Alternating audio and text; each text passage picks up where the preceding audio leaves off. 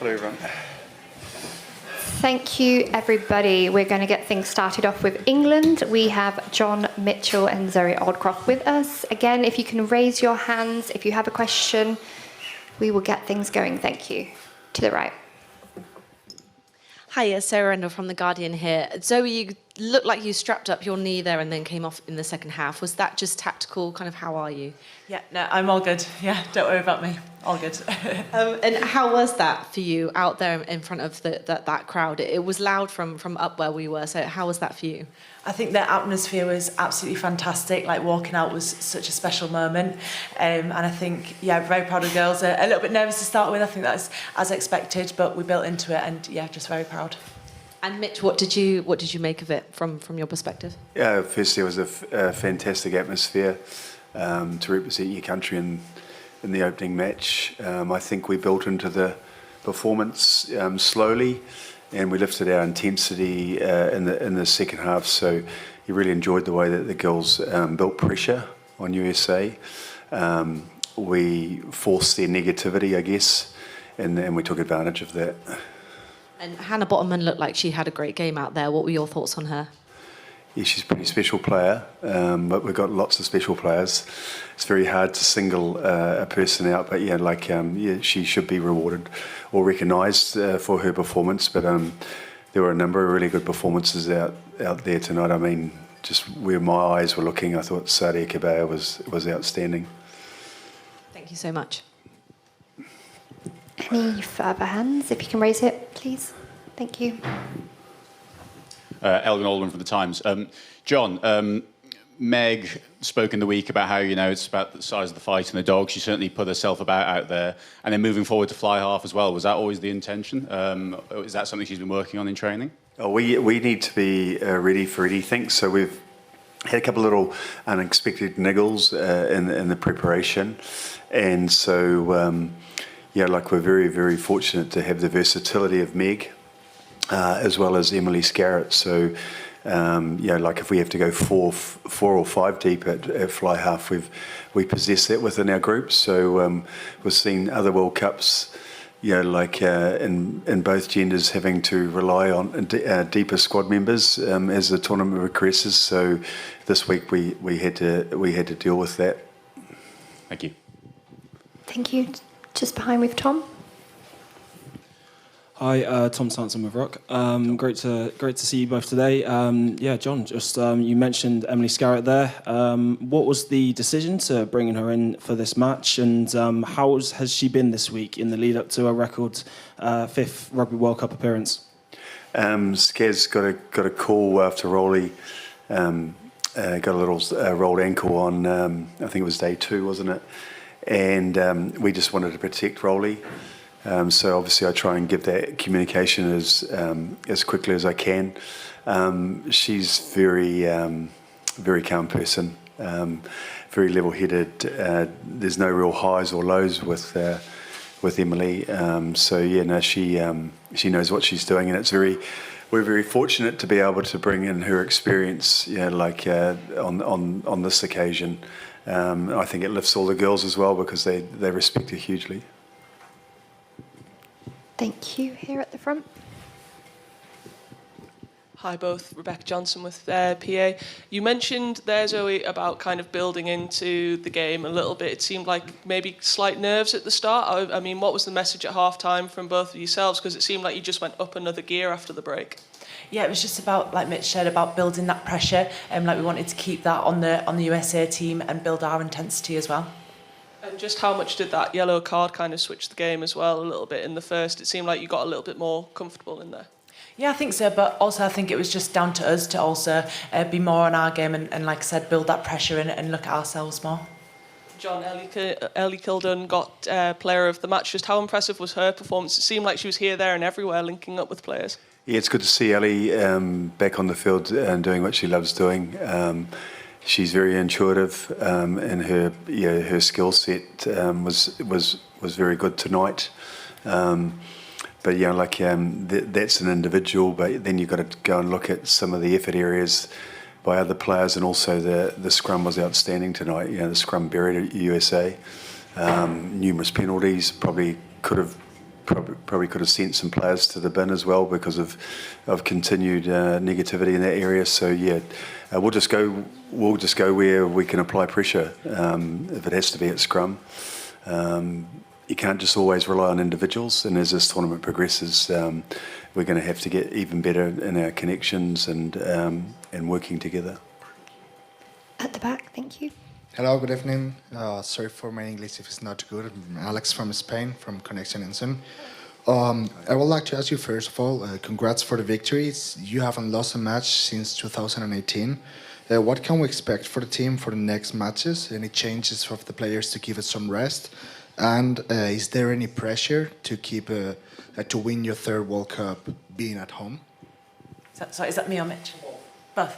I think we're just looking at each game as it comes. Like, we want to earn that right. I think obviously we just had round one. We've taken that in our stride, and then we'll go back into this week of training and concentrate on the next game.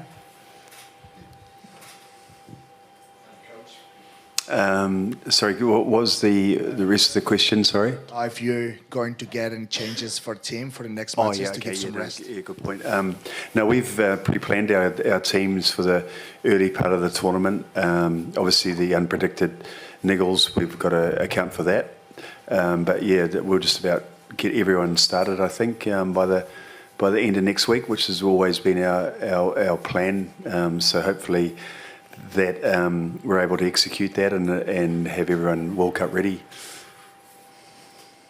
Thank you. Over to Sam.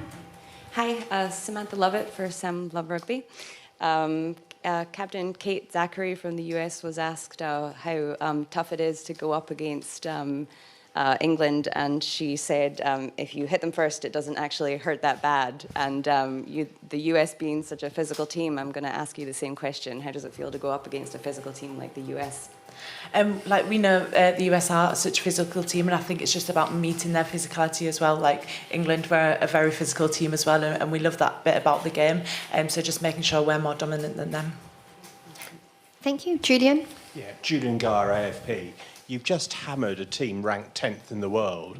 I mean, is that sort of good for women's rugby on the whole? And how are you going about sort of putting yourself under pressure in training for those moments when you will be sort of, tested later and perhaps more closely later on in the tournament? Firstly, we're the Red Roses. Even before my time, they've set outstanding standards. We are in a very fortunate position. We're also grateful to have great depth. So we're constantly creating pressure. We lose a lot at training, and the girls are extremely driven. They don't like to be beaten. Like anyone, they don't like to fail. So our training standards are very, very high, and it's up to us as leaders to make sure that we maintain that on a daily basis. So that's the only thing that we can that's in our control. We can't control outside of that, and to support that as well. And your question is that we can't control where teams are ranked. We've just got to deal with what we're confronted with. We, as I said, I think earlier in the week, we're hunted, and we love being hunted. Every team's going to rise physically and mentally. 10 or 15%, we expect that, but we're also going to grow as well. We've only just got started, and there's a lot of growth left in us. Thank you. Thank you. Tom. Just over here, Tom Hamilton, ESPN. The variety of kicking today, like there were cross kicks, you're kicking long, kicking short, there were grubbers through as well. You're talking about being hunted. How important do you think that kicking game is going to be keeping you ahead of the chasing pack? There's plenty of grass out there, isn't there? So you see a front wall most teams, and there's always the opportunity to find grass. So yeah, I think if you want to expose teams, and you have to have the ability to be a triple threat, and so a lot of our backs have the ability to be triple threats, and at the end of the day, it's up to the girls to find the space, and if they want to execute that, they're more than welcome. But it unstructures teams as well. So yeah, it's a skill set that we work hard at, actually. If you can just pass it back. Thank you. Hi, Sarah from The Telegraph. Obviously a lot went right today, but one thing that didn't seem to be the restarts. How worried are you about sort of that area of the game? I think that's something that we'll obviously look at, and obviously we just keep working on it in training.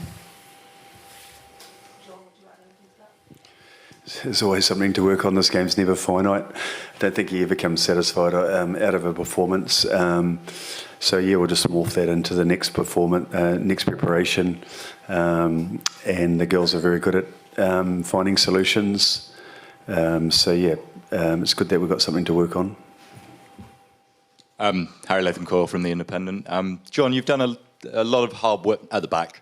You've done a lot of hard work on mindset, on mentality, on making sure that the squad are mentally ready for this tournament. Have you noticed a difference in them in the run-up to this week, and given what it means, given the stage that they are now playing on? Or do you think that work has paid off and you've seen what you've wanted to? Our girls are very calm the whole week. Our environment's fun to work in. They demonstrated that during the week. They've been looking forward to this for a long time. I think if anything, if we were honest, we thought the week took ages to start.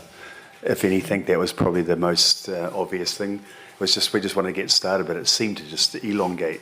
I don't know why that we felt like that, but maybe now the tournament will quicken up and we'll be able to get into it. But it seemed long.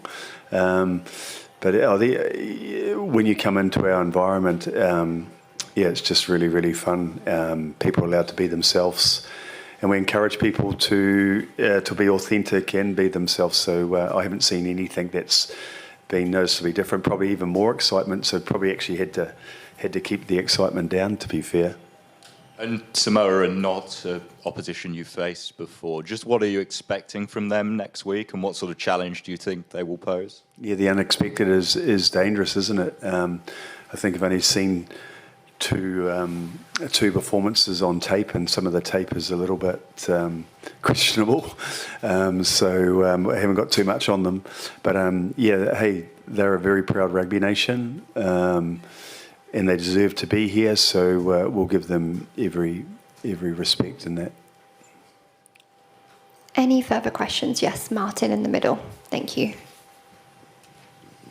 Hi, John. Martin Thomas from Rugby Pass. Just on Helena's injury, how bad is that, and do you expect her to be back for the next game? I was with the girls this morning that were non-selected, and they trained very, very well this morning. The girls that played would have been really proud of them, and Helena was in that training session, so and she got through that really well. Final question at the back, thank you. So I just wanted to ask, one of the great things about the women's games is at the end of the matches the team walk around and liaise with the fans. What do the players enjoy about meeting the fans, and what do you think they give back to the fans at the end of the game? I think that as Red Roses, we find it very important to be able to connect with our fans. I think that's a unique point that is part of the women's game, that we actually love going around meeting the young girls that are in the crowd. And I think that's like such a special part of it. And there's so many families there that we get to meet and hear their stories. And it's just really special for us to be able to go around at the end of the games and meet all those people that have come to support us. It was a phenomenal bus ride in, wasn't it? Yeah. It was impressive. Thank you very much. Thank you, Zoe. Thank you, John. That is a wrap. And just to let you know, the media here, that the mix zone will now be open. Thank you. Thank you. Thanks very much. Thank you.